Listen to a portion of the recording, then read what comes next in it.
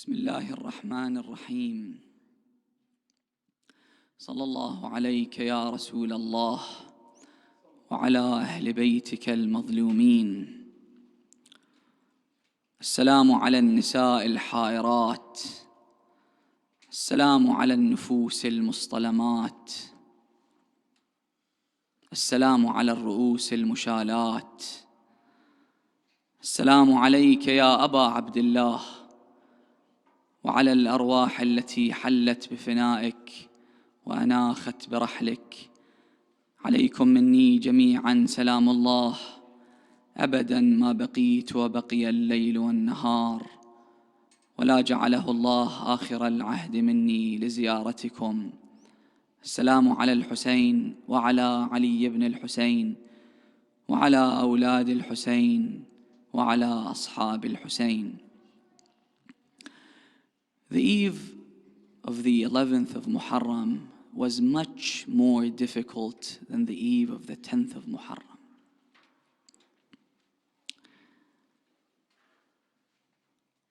مصيبة ما أعظمها وأعظم رزيتها في الإسلام.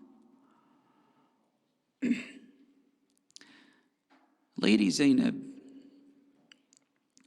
was ordered by Imam al-Hussein to go back to the tent. The pretext was to take care of the children. But Lady Zainab shouldn't witness the tragedy. Lady Zainab, who had seen Imam al-Hussein sit on the chest of Rasulullah, could not see Shimr sitting on the chest of Hussein. Even though Lady Zainab had seen the broken rib of her mother, she had seen the head of her father that was struck with a sword, she had seen her brother Imam al-Hassan when he was poisoned, but she couldn't see the tragedy of Imam al-Hussein alayhi salam.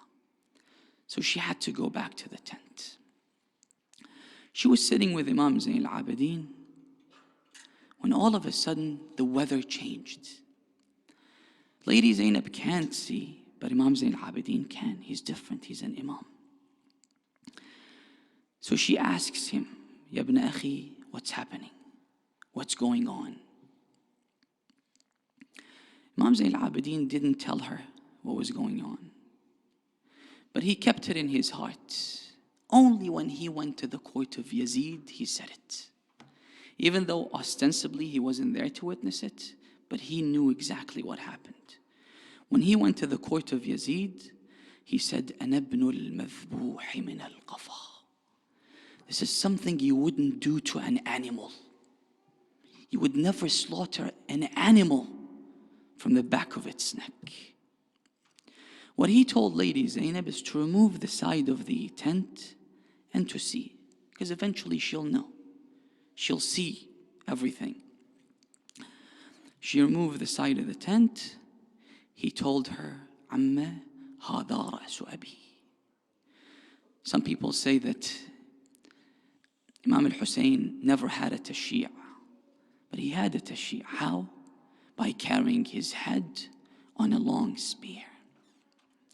After that, Umar ibn Sa'd said we have to follow the orders of the Emir, Ubaydullah ibn Ziyad. What were his orders? To crush the bodies under the hooves of the horses. Imam al-Hussein had collected all the bodies of his companions and the bodies of his relatives. He had placed the bodies of his companions in one tent, the tent of the martyrs, the shuhada, and the bodies of his relatives in another tent, the tent of Ahlul Bayt. Imam al-Baqir alayhi salam says in one hadith, he says that a mu'min can be tried and trialed in many ways. A mu'min can see every form of hardship in this world, but will never become blind. His basira will never become blind. And then he says that Imam al-Hussein collected all the bodies and he placed them on top of each other.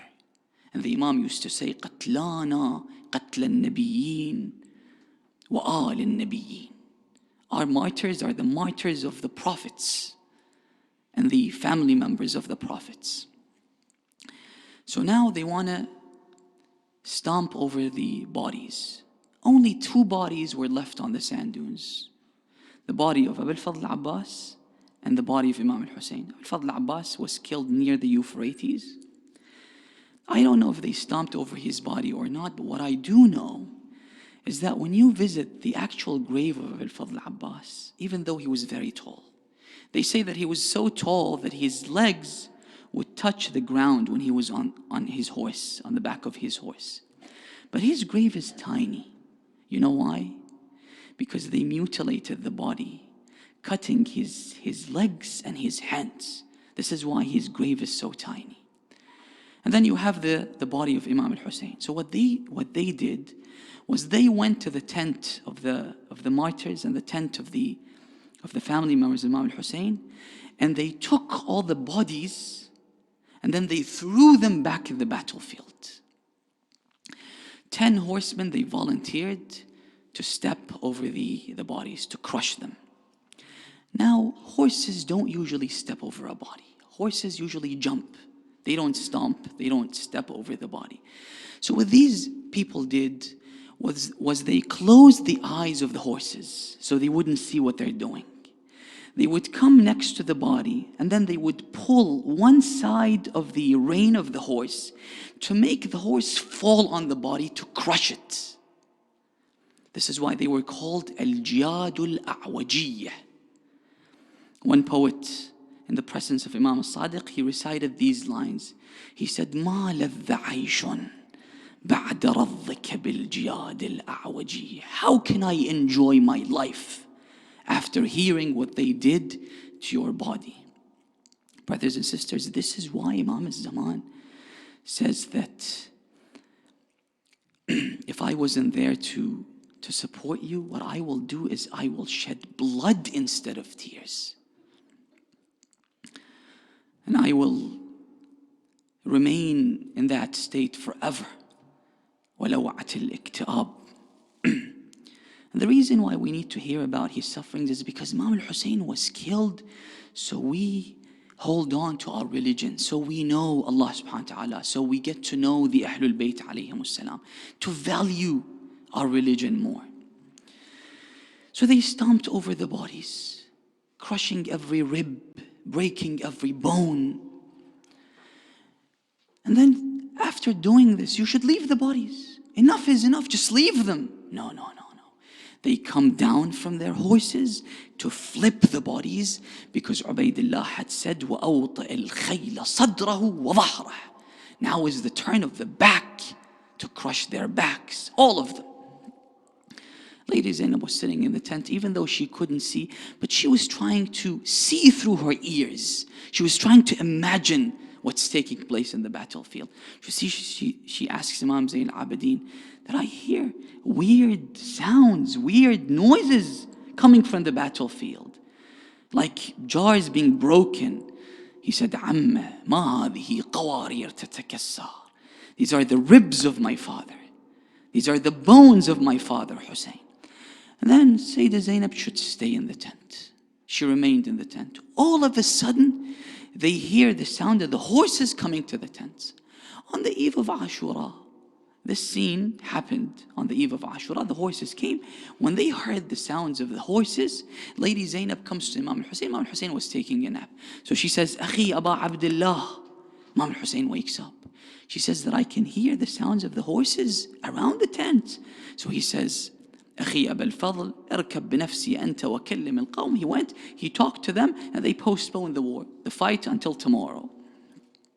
So Lady Zainab was ordered to stay in the tent until Imam al-Hussein is killed.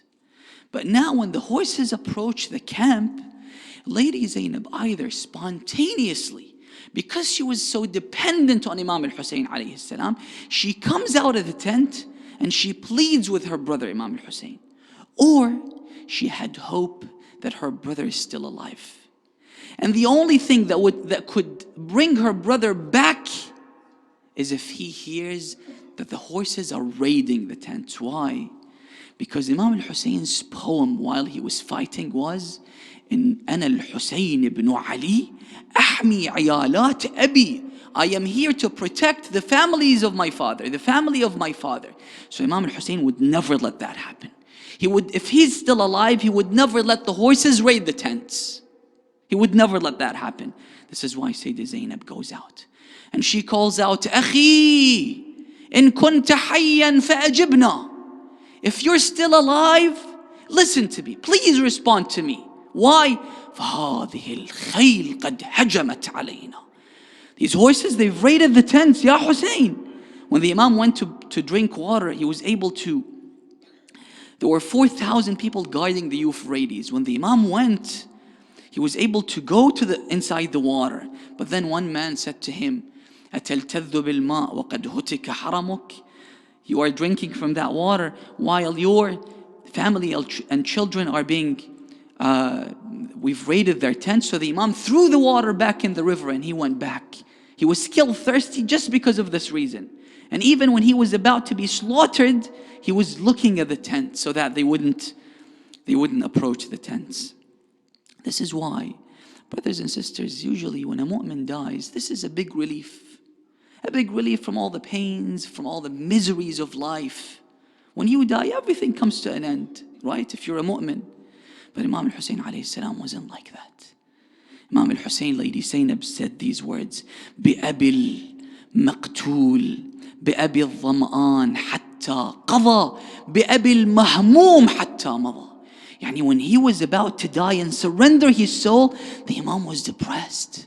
Why? Because he knows that the calamity and the tragedy will only begin after he dies. This is why even after his death, the Imam wasn't happy. Even after joining his mother, joining his father, joining Rasulullah, the Imam wasn't happy because he knows what will take place, what will befall on his family and his children. So Lady Zainab said, إن كنت حيا فأجبنا. If you're alive, come to our rescue. وإن كنت ميتا, I have nothing else to say.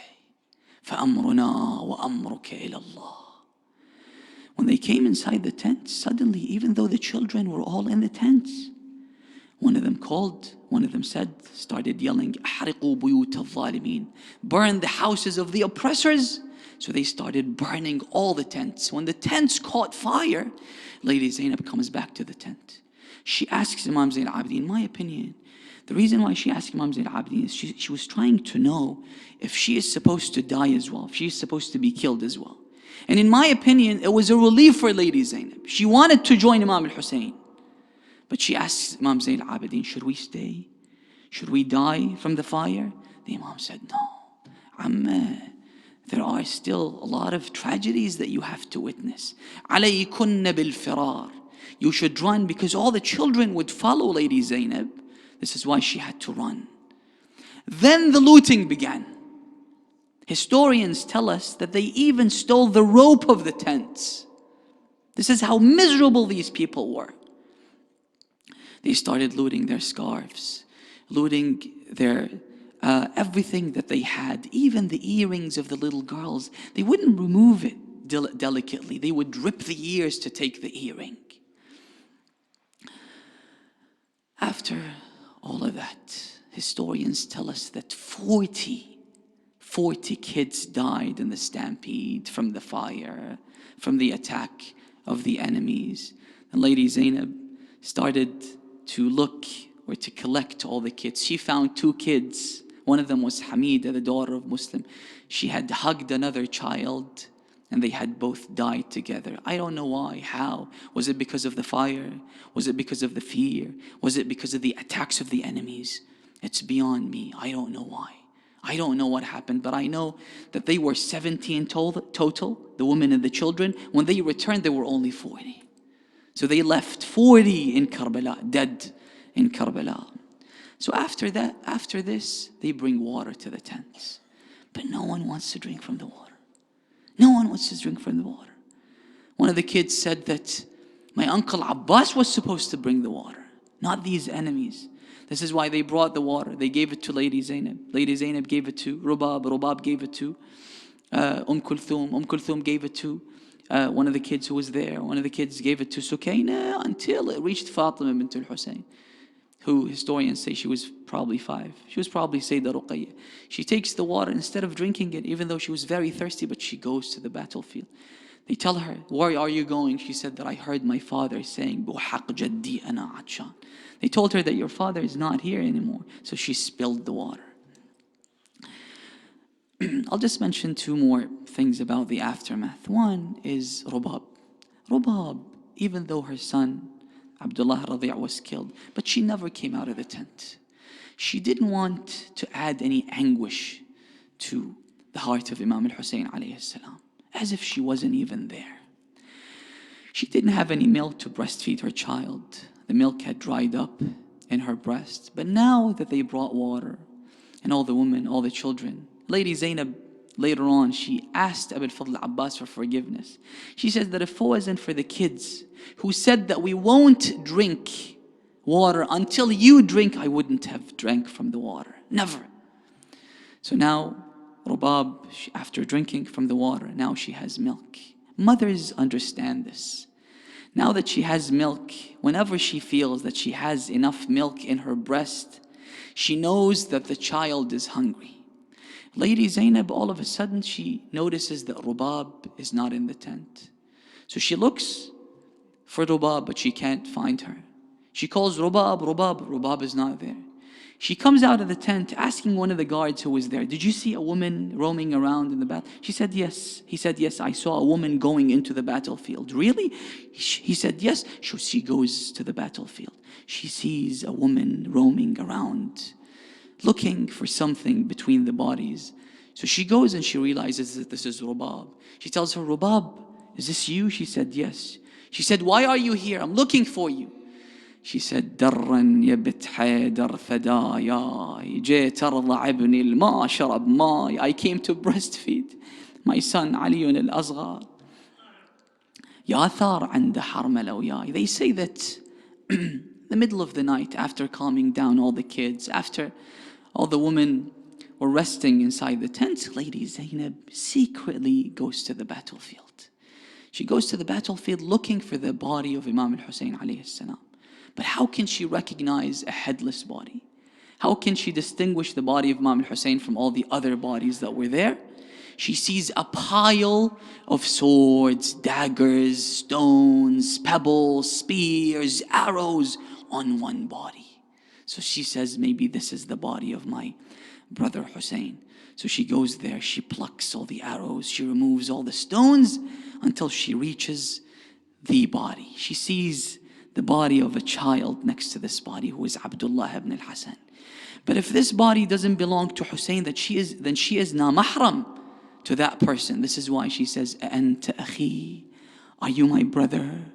Are you the son of my mother? Are you the son of my father? Ali ibn Abi Talib. أَأَنْتَ أَخِي? أَأَنْتَ ابْنُ وَالِدِي? And she realizes that this is the body of Imam al-Hussein because it had all the wounds.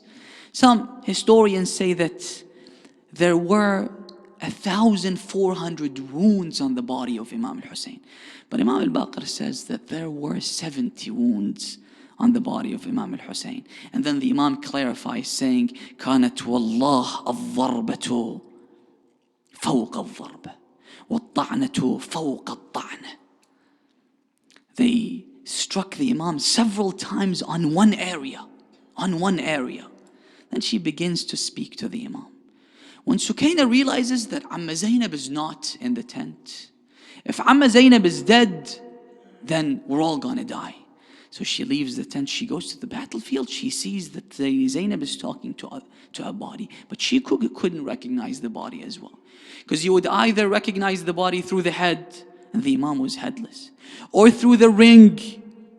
They had severed the finger of the Imam to remove the ring of Imam al-Hussein.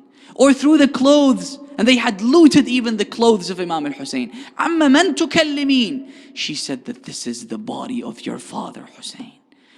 So Sukaina, look at how much ma'rifah she had. Instead of talking about her own tragedies, her own calamities, she said, Abba, unzur ila ru'usina al-makshufah.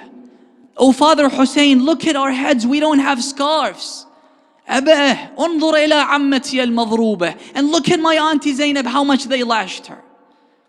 ولا حول ولا قوة إلا بالله العلي العظيم.